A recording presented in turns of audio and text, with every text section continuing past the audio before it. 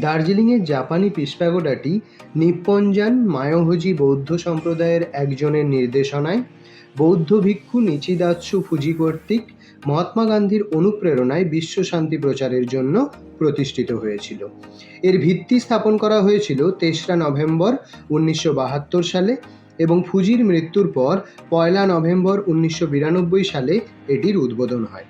প্যাগোডাটি নির্মাণ শেষ করতে ৩৬ মাস সময় লেগেছিল। এম ওহকা কর্তৃক নকশাকৃত এই প্যাগোডাটি একটি সাদা দ্বিতল ভবন, যেখানে ৪টি সোনার পালিশ করা বুদ্ধ মূর্তি রয়েছে এবং এতে বুদ্ধের জীবন কাহিনী ৮টি বেলে পাথরে খোদাই করা রয়েছে। এই প্যাগোডাটি সকল ধর্মের মানুষের মধ্যে শান্তি, সমৃদ্ধি এবং ঐক্য প্রচারের জন্য নিবেদিত একটি স্মৃতিস্তম্ভ হিসেবে রয়েছে।